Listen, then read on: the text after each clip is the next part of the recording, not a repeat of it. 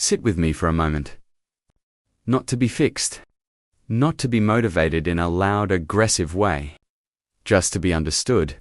If you're here, there's a good chance life hasn't exploded all at once for you. It didn't collapse dramatically. It didn't announce itself with a single disaster. Instead, it slowly piled weight on your chest. One responsibility at a time. One disappointment at a time. One day where you told yourself, I'll deal with this later. Until later never came. And now you're tired. Not the kind of tired that sleep fixes, but the kind that settles into your bones. The kind where even simple things feel heavy. The kind where you look around and think, how did I get here? Let me tell you something quietly. Without hype, without pressure, your life isn't over. It's rebuilding. And rebuilding doesn't look heroic. It doesn't look impressive. It often looks like confusion, slowness, and silence. Most people misunderstand this stage. They think if you're rebuilding, you must have failed. They think if you're behind, something must be wrong with you. But rebuilding only happens after survival. And survival takes strength people rarely acknowledge. You didn't stop trying. You didn't quit life. You adapted. You learned how to function while exhausted. How to smile while uncertain. How to keep moving even when motivation disappeared. That wasn't weakness. That was endurance.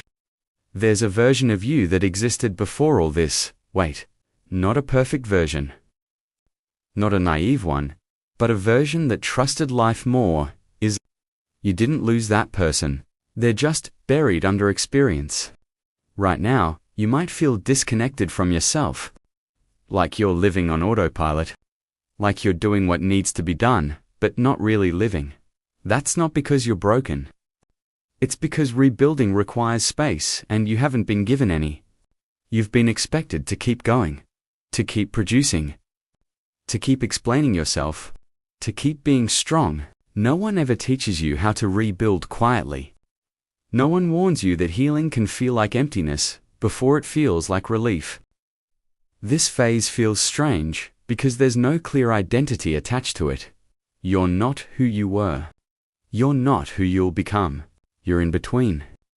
And that in between is uncomfortable because it forces honesty.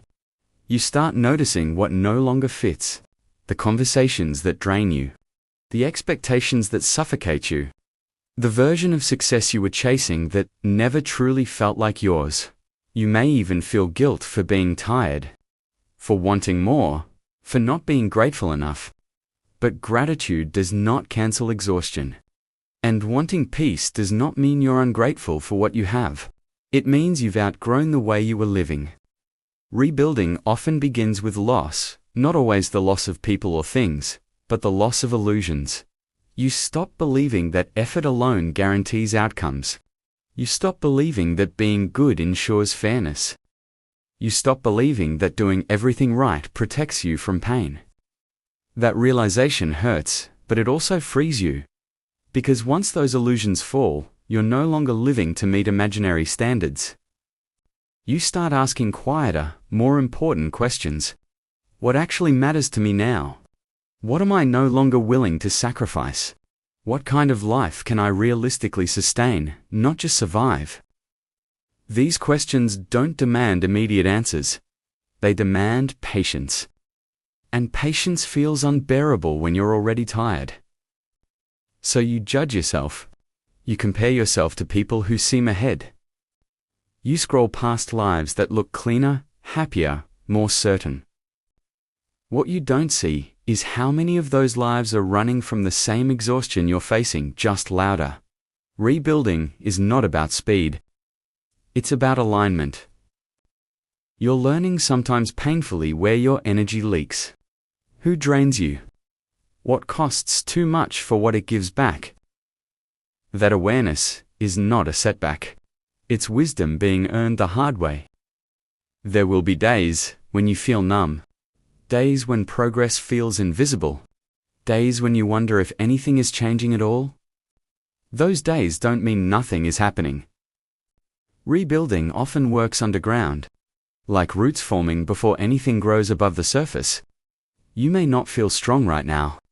But strength doesn't always feel powerful. Sometimes strength feels like staying, like not giving up on yourself, even when you don't know what you're building yet. If all you did today was survive, that counts. If all you did was get through, that matters. Your life is not paused because you failed. It's paused because it's being restructured. And structures take time to become stable. Stay here. Don't rush the next version of yourself. Don't shame the current one. This is not the end of your story. This is the chapter where everything quietly begins to make sense later. There's something no one tells you about rebuilding. It feels lonely even when you're surrounded by people, because rebuilding changes you quietly. You start responding slower. You stop explaining yourself as much. You no longer have the energy to convince others that you're okay. And people notice. Some pull away. Some misunderstand. Some assume you've changed for the worse. But the truth is simpler. You're becoming more honest. When you're rebuilding, your tolerance for noise drops. Drama feels unbearable. Fake urgency feels insulting. And expectations that once felt normal now feel heavy.